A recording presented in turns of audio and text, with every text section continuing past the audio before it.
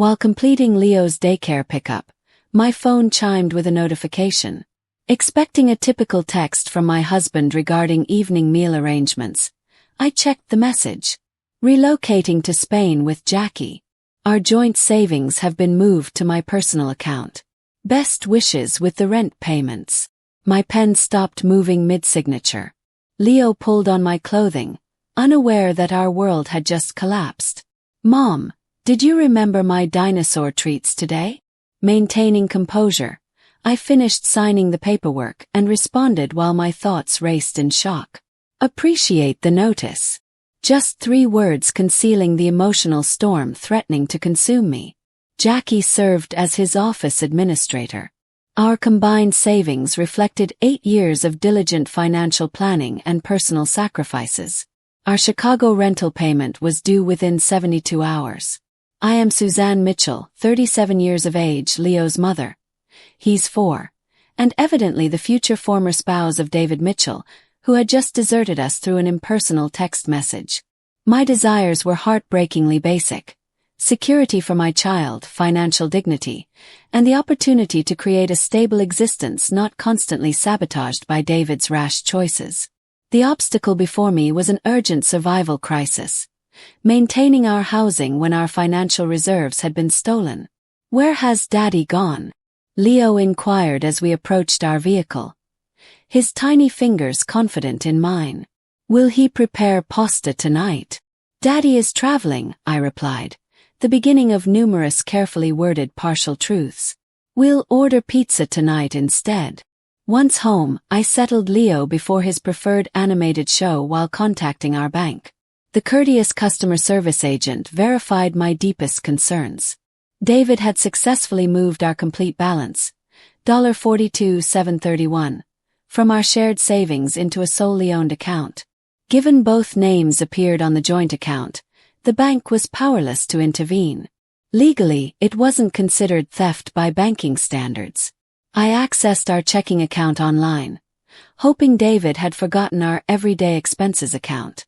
The remaining balance showed $347.12. Our monthly rent totaled $2,200. While processing our dire circumstances, my phone displayed an incoming call from David's mother, Beatrice. "Suzanne, what actions have you taken?" she accused immediately. "David claims you're denying him access to Leo." I struggled to comprehend her accusations. "What do you mean?" "David just informed me about his Spain relocation. He's drained our financial accounts." "Stop fabricating stories," she responded harshly. "He provided me with the text conversations. You're using Leo as leverage unless he increases your alimony payments. I raised a son with better character, and he won't tolerate intimidation." During Beatrice's continued verbal assault, a disturbing realization emerged. David wasn't merely abandoning our family. He was constructing an elaborate false story positioning me as the antagonist. Judging by the certainty in his mother's tone, she accepted every detail. This situation had evolved beyond mere survival. It now involved truth, fairness, and my son's well-being. David and I first encountered each other 9 years prior at a New York publishing industry conference. At the time, I held an ambitious editorial position with Horizon Books while he handled marketing for a competing publisher. He pursued our relationship with the same magnetic determination that initially drove his professional success. Personal handwritten messages, considerate presence, elaborate date arrangements. Within half a year, we exchanged vows in an intimate ceremony beside Lake Michigan. Our initial years together were fulfilling. We relocated to Chicago for my senior editor advancement, and David secured a marketing role with a local company. We purchased a reasonable condominium, occasionally traveled, and made future arrangements. When Leo arrived 4 years ago, we decided I would reduce my work commitments to concentrate on raising our child. While David's income sustained our household, I shifted to independent editing, operating from home around Leo's daily routine. This change in our financial structure coincided with gradual modifications in David's conduct. Unexplained small purchases appeared on our credit statements, His work hours extended, claiming the necessity to compensate for my decreased earnings. His mother, who consistently considered me inadequate for her son, became increasingly involved in our domestic affairs, frequently questioning my parenting choices during her visits. "Leo requires stricter discipline," she would declare while David remained silent. "Suzanne shows too much leniency." 2 years ago, we sold our condominium and relocated to a rental property after David persuaded me we could invest the proceeds in his associate's business venture. The investment collapsed within 8 months, though David's explanations about market fluctuations appeared reasonable. When I proposed returning to full-time employment, he maintained it was unnecessary and Leo required my presence at home. "Have confidence in me," he would state. "I'm managing everything effectively." I did place my trust in him, though concerns occasionally emerged. Discovering restaurant receipts from evenings when he claimed to be working late, or his defensive behavior regarding his phone, keeping it screened down and taking conversations privately. Each instance, his justifications seemed plausible enough to silence my suspicions. 3 months prior, David announced a promotion offer requiring periodic international business trips. The additional income would help restore our savings, he explained. Simultaneously, he mentioned Jackie, a newly hired administrative assistant who demonstrated exceptional efficiency in managing his calendar. Last week, I discovered a Barcelona tourism guidebook concealed in his desk drawer. When questioned, he dismissed it casually. The team might establish a European branch eventually.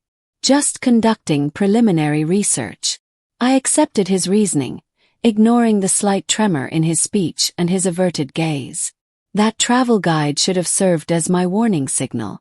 Instead, it became another red flag I deliberately overlooked until too late. The day following David's crushing text message, I left Leo at daycare and traveled to David's workplace, determined to confront him face to face. Certainly, he wouldn't simply disappear without properly ending our marriage or arranging Leo's care. The David I married wasn't heartless, sometimes impulsive but never cruel. The receptionist's demeanor changed from professional greeting to awkwardness when I requested David. "I apologize, Mrs. Mitchell, but David no longer has employment here. He submitted his resignation last week." Last week. My voice seemed distant even to me. "That's impossible. He was here Monday." She fidgeted with writing materials. "I shouldn't really discuss employee matters, but he filed his resignation 2 weeks ago. Yesterday marked his final day." 2 weeks. While I planned meals and handled Leo's preschool applications, David had been arranging his departure. The receptionist avoided my eyes as I thanked her and walked numbly to the elevator. In the parking structure, I contacted David's closest friend, Trevor. "Hey, Suzanne," he answered carefully. "How are you managing?" "You were aware," I stated, understanding dawning. "You knew about his departure plans." Trevor's pause confirmed it before he spoke. "He made me promise silence, claimed he needed a complete separation. A complete separation from his child." My voice increased despite attempts to stay calm. "From 8 years of marriage. Listen, I'm sorry. I told him it was wrong, but Jackie brings him happiness. He said you and Leo would be better without him holding you back." "Jackie brings him happiness." The word stung more than expected. I suspected their relationship wasn't purely professional, but hearing confirmation from a mutual friend transformed suspicion into humiliating certainty. "Did he mention emptying our bank accounts?" "Yes." Trevor's silence was telling. "Jesus, Suzanne. I had no knowledge he'd go that far. That's seriously messed up." After ending the call, I remained in my vehicle as the complete extent of David's betrayal overwhelmed me. This wasn't an impulsive choice or temporary weakness. It was a calculated escape, carefully planned while he performed the role of devoted husband and father. Upon arriving home, a certified letter awaited me. Inside was a divorce petition David had filed a week earlier, citing incompatible differences. The paperwork listed his new Barcelona address and requested that all parental responsibilities remain with the mother, with no visitation or custody rights granted to the father. He was legally abandoning Leo while simultaneously portraying me as the person preventing their relationship. Attached was correspondence from David's attorney. Mr. Mitchell has indicated you possess substantial savings to manage your needs during this transition. He will not provide spousal or child support. I collapsed onto the couch, documents scattered around me. Every element of our shared life now appeared as a deliberately constructed deception. The man I married, or believed I married, had been planning his exit for weeks, possibly months, ensuring his escape with our financial resources while creating a story that painted him as the victim. My phone chimed with a message from David. Arrived in Barcelona. Don't attempt contact. My attorney will manage everything. Anger began replacing shock. For Leo's welfare, I needed clear thinking. First priority: secure our housing before rent became due. Second, document everything for divorce proceedings. Third, locate an attorney capable of helping me navigate this crisis. For the first time since receiving David's message, I permitted myself to cry, not from heartbreak, but from the overwhelming realization of what lay ahead. When the tears ended, one thought remained clear. David had underestimated me. He had always underestimated me. 3 days after David's departure, I sat opposite Vivian Aguilar, a divorce attorney recommended by a college friend. Her office was simple but organized, much like Vivian herself. "Let me be direct," she stated after examining my documents. "Your husband's actions are despicable but not completely illegal. Since you were married, he possessed legal access to those joint accounts, even while planning to abandon you." My voice broke despite efforts to remain composed. "The positive news is judges view this behavior unfavorably. We can petition for emergency child support and potentially freeze any remaining assets." She leaned forward. "What we require is evidence that he continues earning income while evading his parental duties." I nodded, already collecting proof. Screenshots of David's text messages, bank statements showing the massive withdrawal, the certified divorce petition. But obtaining evidence of his current employment seemed impossible from nearly 4,000 miles away. That evening, desperate for short-term solutions, I called my parents in Michigan. They immediately offered to cover my rent and essential expenses until the legal situation improved. "We'll be there tomorrow," my mother stated firmly. "You shouldn't face this alone right now." Her support loosened something tight in my chest. With Leo safely sleeping, I focused on David's abandoned desk. I needed documentation that might assist my case. Tax returns, employment contracts, anything proving his income potential and obligations to Leo. In the bottom drawer, beneath old warranty papers, I discovered a sealed envelope addressed to David's mother. Curiosity overcame my hesitation. Inside was a birthday card and handwritten note. "Mom, thank you for helping with the Barcelona apartment deposit.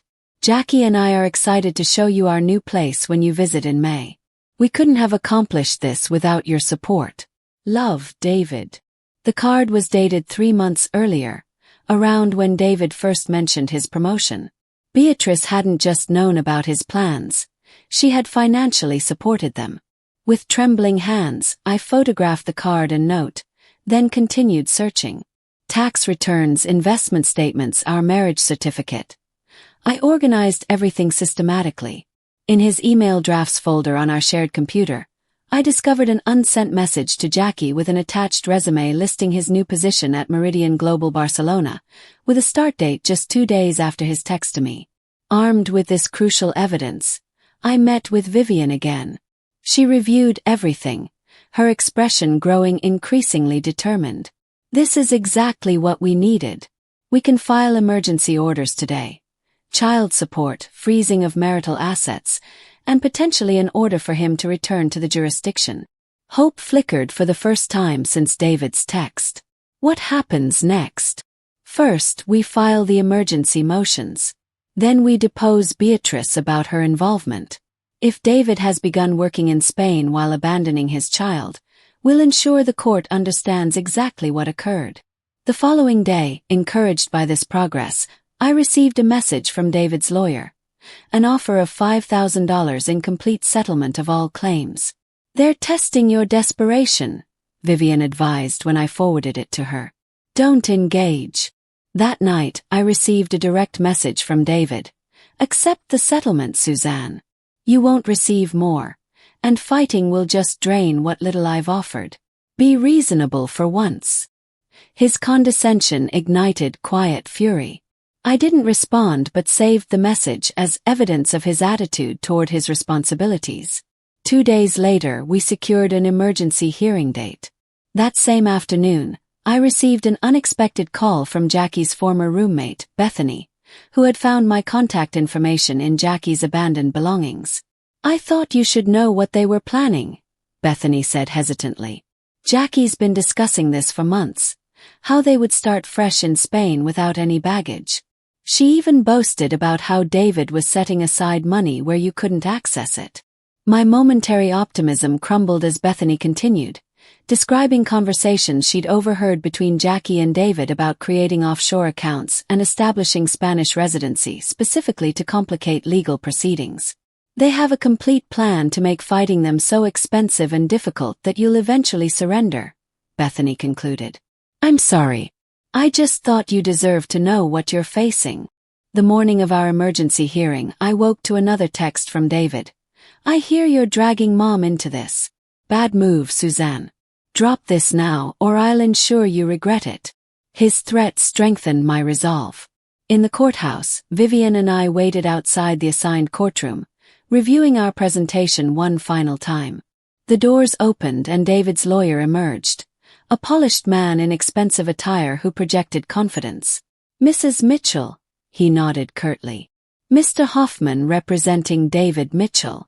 Before I could respond, an unexpected figure appeared behind him. Beatrice, impeccably dressed and wearing the same disapproving expression she'd directed at me for years. "You should be ashamed," she hissed, ignoring Vivian's warning hand on my arm. "Trying to extort my son when you're the one who drove him away." "Mrs. Mitchell," Vivian interjected smoothly, "since you're here, I should inform you that we'll be calling you as a witness regarding your financial support of your son's family abandonment." Beatrice's face paled slightly, but she maintained her composure. "I have no idea what you're discussing." The hearing proceeded with clinical efficiency.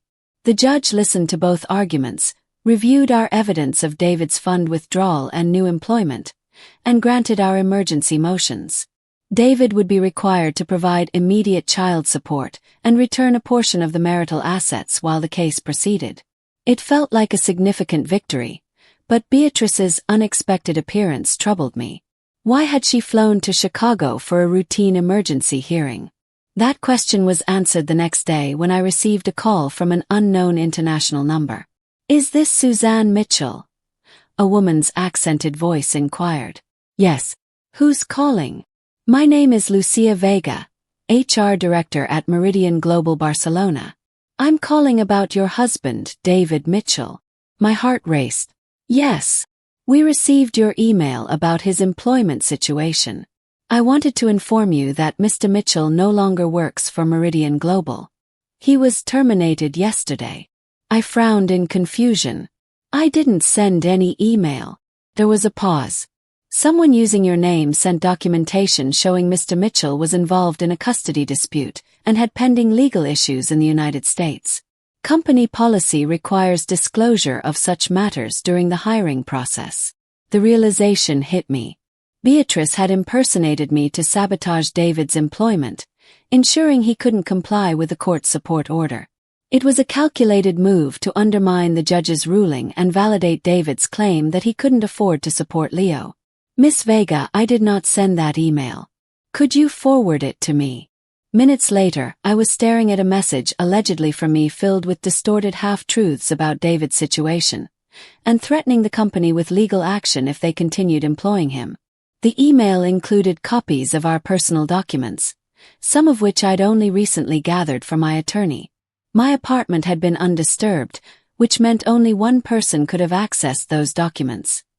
Beatrice, during her visit to support me after David left. I immediately called Vivian, who validated my suspicions. This is identity fraud and interference with a court order. We need to document everything and file additional motions. While we developed this new strategy, my phone rang again. David calling directly for the first time since his departure. "You vindictive," he snarled without preamble. "You got me fired after everything I offered you." "It wasn't me, David. It was your mother." His momentary silence confirmed he recognized the possibility. "That's absurd. Why would she do that? To make you appear unable to pay support, to undermine the court order, to turn you further against me." "You're lying," he said, but uncertainty had crept into his voice. "Mom would never." "Check your emails. Look at the documents that were sent. Those were in my apartment until your mother visited last week." The line went silent for several seconds. "I'll call you back," he finally said. 10 minutes later, my phone chimed with an email from David containing a bombshell. A series of text messages between him and Beatrice revealing a disturbing truth. This wasn't just about David leaving. It was about eliminating me from the picture entirely. "Once you're established in Spain," Beatrice had written 3 months earlier, "we can work on getting full custody of Leo. With Suzanne's history of depression after his birth, we can make a case that she's unstable." My postpartum depression, which I'd fought through with therapy and David's apparent support, had been weaponized against me all along. The revelation of Beatrice and David's long-term plot to gain custody of Leo transformed the battlefield. This wasn't merely about financial survival anymore. It was about protecting my son from people who viewed him as a possession to be claimed rather than a child to be nurtured. Vivian immediately filed additional motions documenting Beatrice's identity fraud and the conspiracy to manipulate custody arrangements. We also reported the identity theft to police, creating an official record of Beatrice's illegal actions. "We've strengthened our position considerably," Vivian assured me. "But David still has the advantage of physical distance and most of your marital assets." I knew we needed something more. Undeniable evidence that would convince a judge to freeze all of David's assets and potentially compel his return to the United States. The text messages proved conspiracy but not the location of our missing savings. In a moment of inspiration, I contacted Trevor again. "I need your help," I said without preamble. "For Leo's sake." Trevor's guilt over his silent complicity in David's plans made him receptive. "What do you need?" "Information.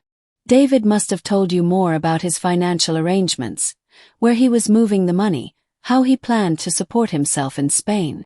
There was a long pause. "He mentioned an account in the Cayman Islands. Said his mom helped him set it up years ago for tax purposes. I didn't think much of it at the time." "Did he mention the bank name? Any details at all?" "First Caribbean International, I think." "Look, Suzanne, I'm sorry I didn't say anything sooner. I never thought he'd leave Leo completely." This new information gave us a starting point, but we needed details. Account numbers, transfer records, anything that would concretely tie David to hidden assets. I remembered that David had always used variations of the same password for his accounts, generally involving Leo's birth date and our anniversary. With trembling fingers, I tried accessing his cloud storage using the most likely combination. To my shock, it worked. Inside were folders meticulously organizing his escape, screenshots of transfer confirmations, correspondence with Beatrice about the offshore account, even a document titled Custody Strategy, outlining their plan to paint me as an unstable mother once Leo was brought to Spain. I immediately forwarded everything to Vivian, who called back within the hour, her voice tense with controlled excitement. "This is exactly what we needed. I'm filing for emergency orders to freeze the Cayman account and requesting international enforcement." 2 days later, we received our first major victory. The judge granted our motion to freeze David's offshore account pending further investigation. David's lawyer immediately filed a counter-motion accusing me of illegal hacking, which momentarily threatened our progress. Then came the unexpected complication. Jackie called me directly. "Suzanne, we need to talk," she said, her voice lacking its usual confidence. "David's falling apart here." That's not my concern anymore. Please, she insisted. He's talking about flying back to Chicago to fix things with you directly. I'm worried about what he might do. Chill ran through me. David had never been physically violent, but his current desperation made him unpredictable. Why are you telling me this, Jackie? Because this isn't what I signed up for. He promised a fresh start, not a man obsessing over his ex-wife and hiding money from me too. Her words caught me off guard. He's hiding money from you. He has another account I just found out about. After the judge froze the Cayman account, he told me we'd be fine because he has backup funds his mother doesn't even know about. This was potentially crucial information, but I sensed Jackie wasn't sharing out of pure altruism. What do you want, Jackie? Protection, she said simply. When David finds out I've talked to you, he'll turn on me too. I need assurance that I won't face legal consequences for my role in this. I can't promise anything without consulting my attorney. Then figure it out quickly, she replied, because David booked a flight to Chicago for tomorrow. And Suzanne, he seemed different when he told me. Scary different. After consulting with Vivian, we crafted a proposal. Immunity for Jackie in exchange for complete documentation of all accounts and a sworn statement about David and Beatrice's conspiracy. Jackie agreed immediately, sending bank statements showing a second account in Liechtenstein containing the bulk of our marital assets, over $200,000. With this final piece of evidence, we secured an emergency restraining order just hours before David's scheduled arrival in Chicago. When his plane landed, airport security would be waiting. David's return to Chicago unfolded exactly as we had planned. Airport security detained him upon landing, serving him with both the restraining order and court summons for an emergency hearing the following morning. His phone call to me from the airport security office vibrated with barely controlled rage. What the hell is this, Suzanne? I came back to work things out. With a one-way ticket and no hotel reservation, I countered, Jackie's intelligence having proved accurate. The court hearing is at 9 tomorrow. I suggest you find a lawyer. In the courtroom, David appeared disheveled and defensive, clearly unprepared for the mountain of evidence we presented. The offshore accounts, the identity fraud, the custody conspiracy, and most damning Jackie's sworn statement detailing how he had planned the abandonment for months while systematically hiding marital assets. The judge's expression grew increasingly severe as Vivian methodically built our case. When she presented the custody strategy document outlining their plans to use my postpartum depression against me, David visibly wilted. Your Honor, Vivian concluded, we request immediate return of all marital assets, full custody of the minor child to my client, supervised visitation only for the father, and a forensic accounting of all funds hidden by Mr. Mitchell and his mother. When David's hastily retained attorney attempted to paint me as the aggressor who had forced David to protect his assets, the judge cut him off. Counsel, I've reviewed the evidence. Your client systematically defrauded his wife, abandoned his child, and conspired to manipulate this court. Save your creative interpretations. The judge's ruling was comprehensive. All identified accounts were frozen and placed under court supervision. David's passport was confiscated pending resolution of the financial issues. Temporary full custody was granted to me, and a referral was made to the district attorney's office to investigate potential criminal charges against both David and Beatrice for identity fraud and conspiracy. As David stared at me across the courtroom, I met his gaze steadily, no longer the desperate woman he had expected to find. In his eyes, I saw the dawning realization that his carefully constructed escape had become his prison. In the months following the court's ruling, the full consequences of David's actions unfolded with a certain poetic justice. The forensic accounting uncovered not just our marital assets but additional funds Beatrice had hidden for tax purposes. Both faced civil penalties. Beatrice was also charged with identity fraud for impersonating me to Meridian Global. David's attempts to rebuild his life in Chicago floundered. His industry reputation was tarnished by the public court records detailing his abandonment and financial dishonesty. Jackie returned to Spain alone, her immunity agreement having served its purpose for both of us. The divorce finalized with terms heavily favoring me and Leo. Full custody with David granted only supervised visitation, which he rarely exercised. Complete restoration of our marital assets plus legal fees, and substantial child support indexed to David's future earnings to prevent him from deliberately remaining underemployed. Most satisfying was watching Beatrice's carefully constructed social facade crumble when her country club friends discovered she had committed identity fraud to sabotage her own son's employment. The woman who had judged me for years now faced judgment from her peers. 6 months after David's text upended our lives, Leo and I moved into a small but comfortable condo purchased with the recovered funds, a home that was truly ours, with no shadows of betrayal lingering in its corners. "Is Daddy ever coming to visit?" Leo asked one evening as I tucked him into his new dinosaur-themed bedroom. "I don't know, sweetheart," I answered honestly. "But we're going to be okay either way." And we were. I returned to full-time editing with a publishing house that offered flexible hours for parents. Leo thrived in his new preschool. The acute pain of David's betrayal gradually transformed into something quieter, a hard-earned wisdom about resilience and self-reliance. Sometimes life's cruelest moments become unexpected catalysts for growth. David's parting text, "Good luck paying rent," had been intended as a devastating final blow. Instead, it became the first line of a story about finding strength I never knew I possessed.